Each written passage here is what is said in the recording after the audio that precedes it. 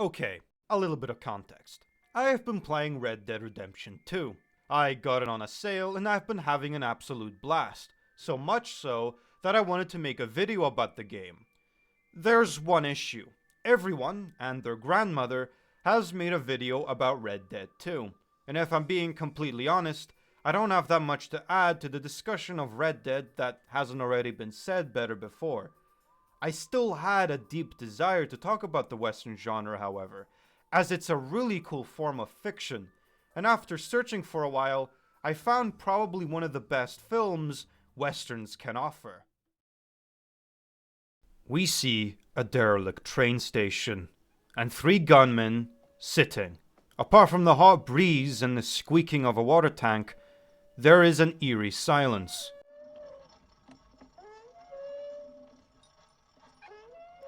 Questions start racing through your head. Where are we? Who are the armed men? And who are they waiting for?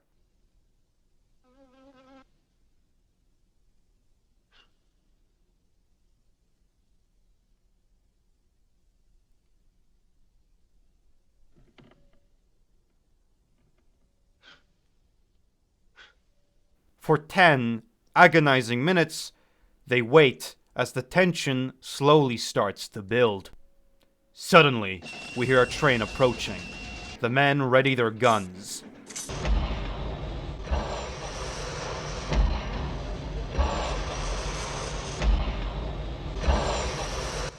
A door opens, breaking the silence. The men turn, but only to see a postman dropping a package.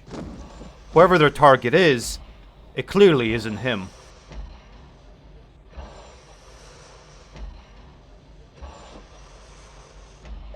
As the train departs the station, the men start to leave, until they hear a haunting melody of a harmonica.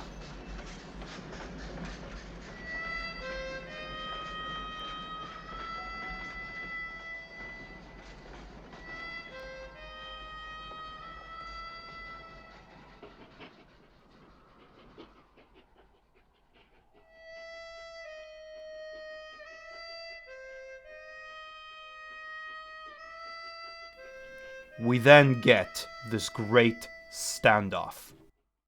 Did you bring a horse for me?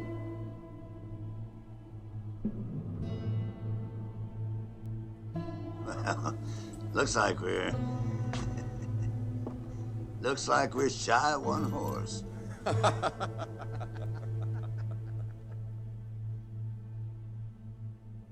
You brought two too many.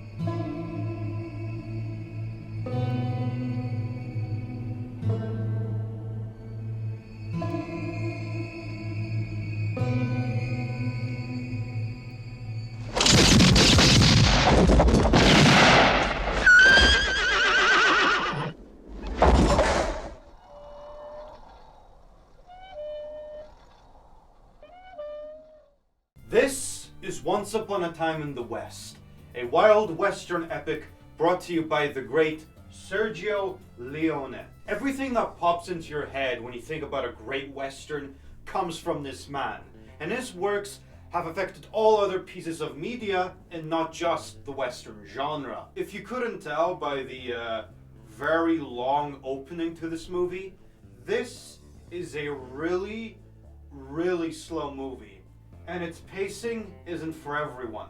But since the film is so slow paced, as it was perfectly shown in that first scene, it builds atmosphere and intrigue, and when violence and gunfights do happen, it makes those scenes that much more impactful. To highlight this point further, let me show you another great scene. These are the McBains, and they're preparing a feast. What occasion, I hear you ask?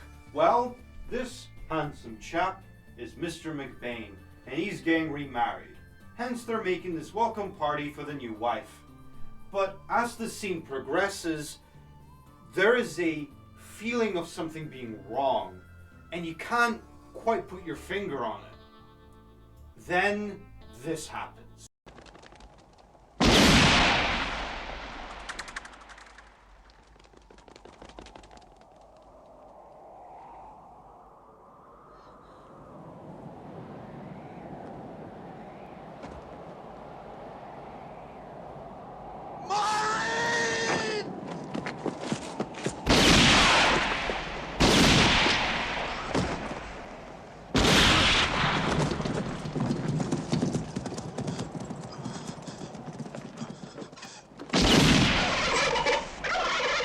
youngest McBain boy emerges, seeing his entire family slaughtered. And as he turns to the right, he sees these 4 shadowy demons walking slowly towards him. A man with stone-cold blue eyes stares at him. And then we get this shocking finale. What are we gonna do with this one, Frank?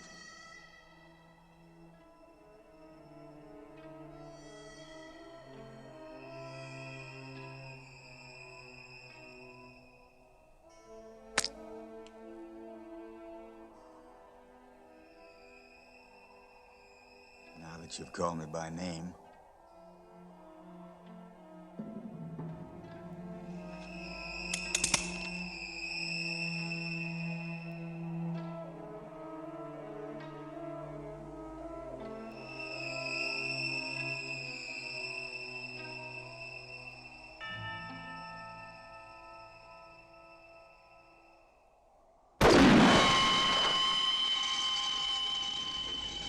That is how you introduce a villain. This is the villain of this story, and his name is Frank. And let me tell you, it's been a while since a villain has made me this uncomfortable and creeped out. There's just something about Frank. Every time he's on screen, he carries this aura of malice and dread. And his eyes. Jesus, look at those eyes! Hey guys, Jan from the future here. I just realized something. I'm this far into the video, and I still haven't mentioned a ton of things. Like the great score by Ennio Morricone. I'm sorry if I butchered that. He is the Kanye West of movie composers. You'll hear some of his songs in the background, and we should probably talk about the other cast, who is just as interesting as Frank, so let's start off with Mrs. McBain. She is the central piece of the film and the only character that's somewhat normal, in the sense that she doesn't shoot people at will. Though I didn't like how the actress performed this character on the second viewing, I would be lying if I didn't at first feel very sorry for Mrs. McBain. I mean, she wanted a better life in the West, only to discover that the better life she hoped for had died on arrival. No pun intended. Then there's Cheyenne, who's just an absolute Chad. You know, Jill, you remind me of my mother.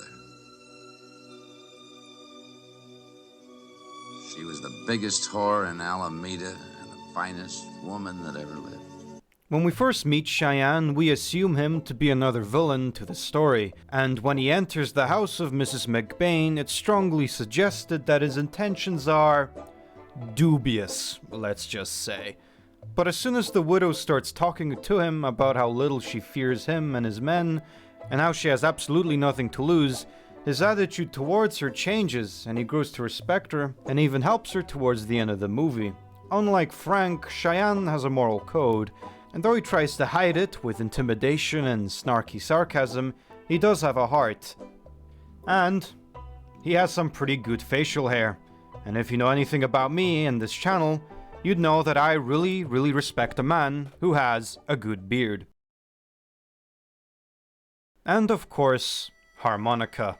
A man with very little words, but yet, looking into his tired eyes, you can see a man who has experienced everything. Apart from being incredibly mysterious and charismatic, he's also very sympathetic. After you realize why he wanted Frank so badly, his main theme is so goddamn cool. It might honestly be one of my favorite themes of all time. Apart from the excellent harmonica solo, the song also emphasizes the grandiose and tragic nature of the story. He's also another example of a man who dedicated his life on revenge. So much so that after he received what he wanted in the end, he feels empty. Another cautionary tale on why you shouldn't let revenge take hold of your life. If you are a fan of the Western genre, you owe it to yourself to watch this movie. But even if you're not such a big fan, there are a lot of elements that might even surprise you. All you need is just a little bit of patience. Now, If you excuse me, I have got some business to do in Valentine.